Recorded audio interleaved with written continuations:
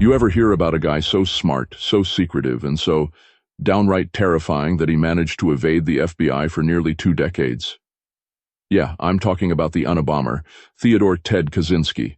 This is the story of a math genius turned domestic terrorist who sent shockwaves across America, with bombs mailed right to the doorsteps of universities, airlines, and tech giants over and over again. What drove him? How did he manage to stay hidden? And most importantly, how was he finally caught? Stick around. This story gets wild.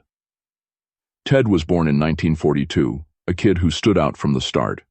A math prodigy with an IQ rumored to be somewhere north of 160, he breezed through school, hitting Harvard at just 16 years old. But Ted wasn't your typical college kid, aloof, shy, and utterly brilliant. He kept to himself, buried in his books. His quirks were more than just social awkwardness. There was a darkness simmering beneath his quiet exterior. Imagine a man who traded the comforts of society for an isolated cabin in Montana to live off the grid, convinced that technology and industrialization were destroying the human spirit. Sounds like the plot of a thriller, right? But this was his reality. Now this is where it gets twisted. Between 1978 and 1995, Ted began a secret bombing campaign, sending homemade bombs through the mail to various targets. His first attempts were borderline experimental.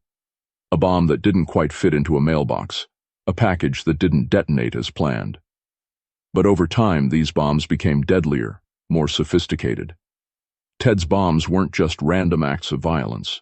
They were carefully crafted, almost like signature art pieces of terror.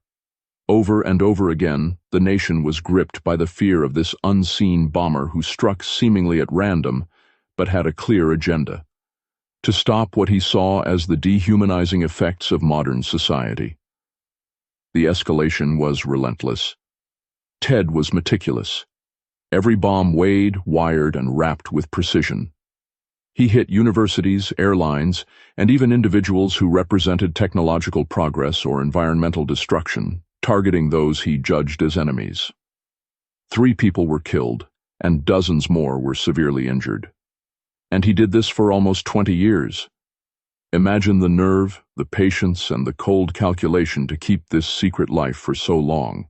The FBI was stumped. This was America's largest manhunt at the time, and the bomber seemed always 2 steps ahead. But then the story takes a turn.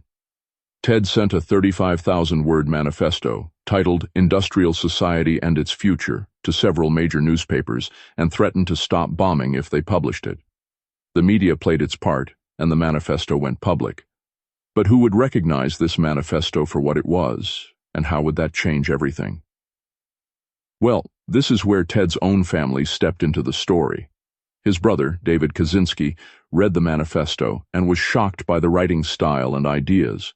He suspected his brother was the Unabomber. David's gut feeling became the turning point. Torn between loyalty and justice, he made one of the hardest decisions ever. He contacted the FBI. For the first time, the investigation gained a real lead, rooted not just in evidence but in personal knowledge. His tip led the FBI to Ted's remote cabin in Montana in 1996. What they found inside stopped them cold. The cabin was a bomb maker's nightmare. Piles of bomb-making materials, detailed journals confessing to every bombing, and even a live bomb wrapped and ready to mail. But before it could be sent, there was no address on it. It was a motherlode of proof, and Ted was arrested without resistance. Fast forward to the courtroom. Ted Kaczynski pleaded guilty to all charges, accepting life in prison without parole, essentially ending his reign of terror, but leaving behind a chilling legacy. He still sits in prison today, a man whose mind was as brilliant as it was twisted, who forced America to confront the dark extremes of ideology and isolation. So what made Ted become the Unabomber? Was it madness, ideology, or something deeper lurking beneath his lone wolf persona? And how did an FBI operation that spanned decades finally catch a ghost? It's a story of family betrayal, a manifesto that shocked a nation, and a man who, despite his intellect, fell to his own hubris. Now let me know, what do you think drove Ted Kaczynski to become the Unabomber? Drop a comment and keep this conversation going. Want to dive into more gripping stories like this? Hit subscribe and turn on notifications because the next story coming up is something you won't want to miss.